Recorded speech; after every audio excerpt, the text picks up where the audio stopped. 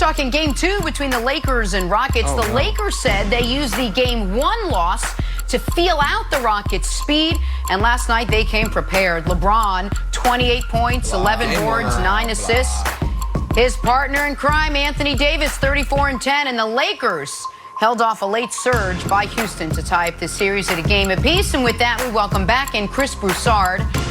Hey, Broussard, are you more confident in the Lakers or the Rockets after what you've seen in these 2 games? The Lakers. I think it's a hard-fought series. Obviously, the Rockets give them some problems, and if they're hitting their shots, they're going to be tough to beat. It's just as simple as that. And they got a lot of open looks yesterday that they'll probably make going forward.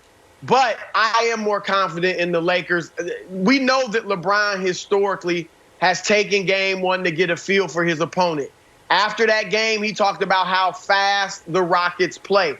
I think he adjusted to that. And yesterday, I thought he paced himself because in the third quarter, he wasn't very active. He didn't put his imprint on the third quarter. But then in the fourth quarter, he comes out and he's fantastic. So I thought he figured out, okay, this is how I have to play to pace myself, to be most effective late in the game, keep us in the game early. And I thought he was splendid. I would like to see Anthony Davis impose his will with his size a little more. Yesterday, he was hitting the jump shot, so it was fine. But I'd like to see him use his size a little bit more. But otherwise, I thought the Lakers played well, and I've got more confidence in them. Well, listen, I've got more confidence in the Lakers than the Rockets, but this is going to be the Lakers' toughest series of the postseason. I think this series can go 7. I think the winner of this series is going to win the title. And the Lakers were very fortunate last night. When the Rockets hit 22 threes, you almost always lose. If a team is plus 30 points from the three-point line, you are supposed to lose that game. The Lakers didn't lose because Markieff Morris had that out-of-body experience at the end of the first. LeBron was LeBron.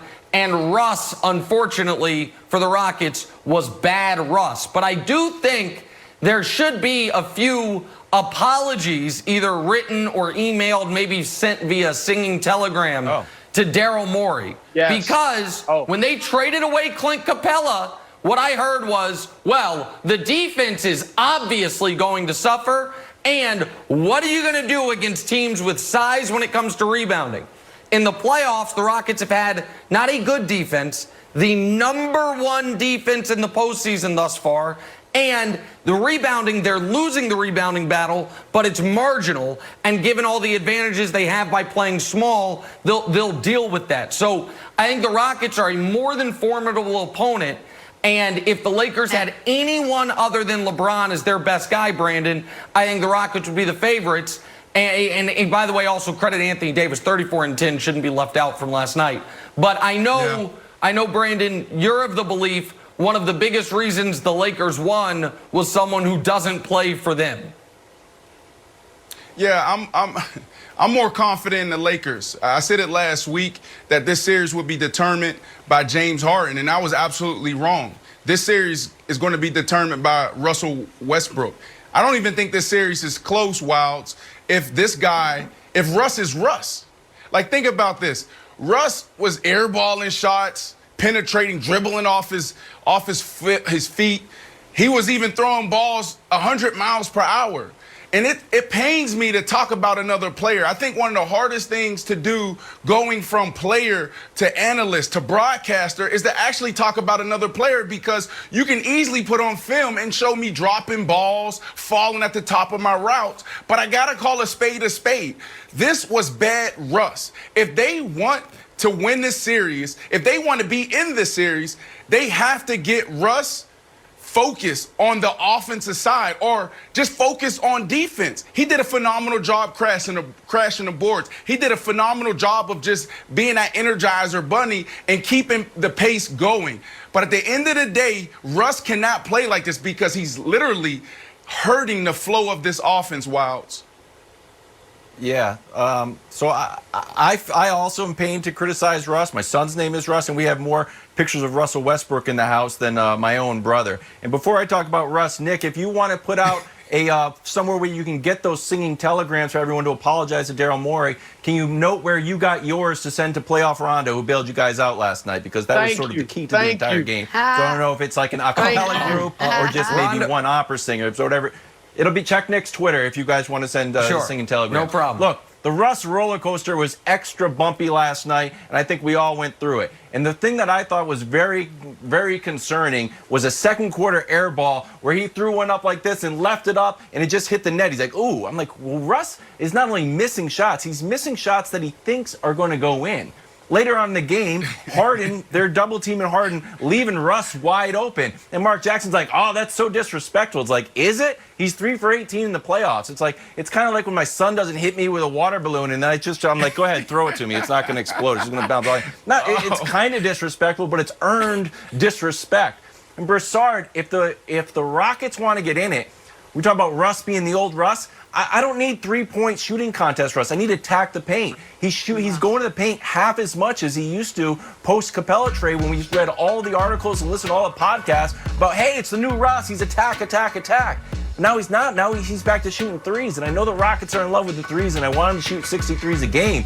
But I'd rather see him attack Broussard. That's not him. No, you're absolutely right. Russ settled for the 3, and that was the problem. He didn't even move in for it. He's got actually a nice mid-range jump shot.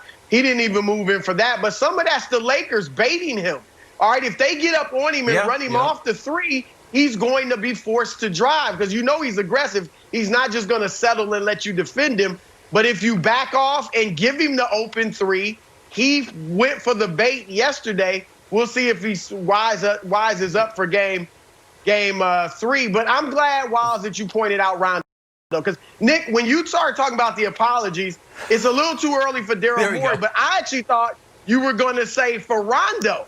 Because too Rondo early for Morey, but not too early for Rondo? Rondo got crushed after game. Yes, that's what I said. Let's see the Rockets win. If they go out in the second round, I'm supposed to send flowers to Daryl Morey? Stop it. Come on. Let's see Rondo play more than 2.5 good quarters. Okay, listen. Rondo showed up. Okay, he was outstanding defensively. He was outstanding defensively. He hit that one really big jump shot in the fourth quarter.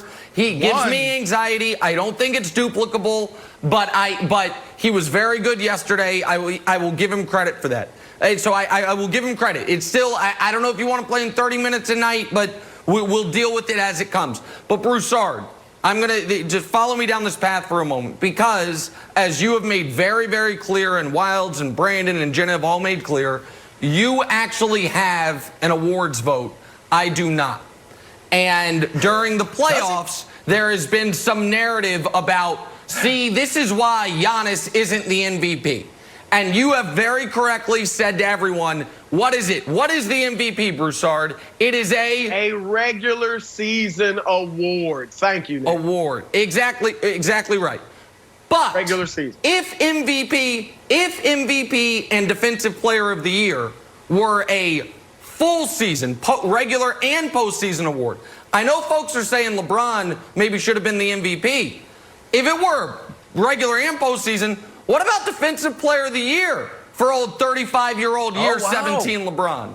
What he is doing, what he did in round 1 against a Portland offense that looked absolutely indefensible, and what he is doing in this series, early in the games, guarding Harden one-on-one, and then when he switches off, they're trapping Harden, and he is just really, really hurting Russell Westbrook's feelings repeatedly. Blocking his shots. There was the two-handed block, and then there were these blocks there, Broussard, that I'm worried are going to hit one of the small children in the family section. They come out with such force.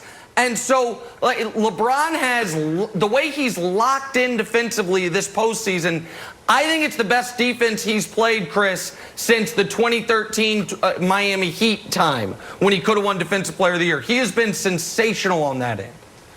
He really has. There's no question about it. And he showed us in the first game of the bubble, right, when he D'd up Kawhi. I have not seen somebody take Kawhi out of getting to his spots in the mid-range the way LeBron did at the end of that game. So, yeah, he looks tremendous. Let's see if he can keep it up. But his defense has been spectacular. Defensive Player of the Year. Well, the Denver Nuggets got back on track Broussard Saturday, taking down the Clippers. Knicks guy Nikola Jokic had some fun at his own expense after the game. This was great. Take a listen to this. What are you normally looking for? What are you looking to do when you first get the ball? Why are you so patient with the ball when you first get it? Before you I'm patient because I can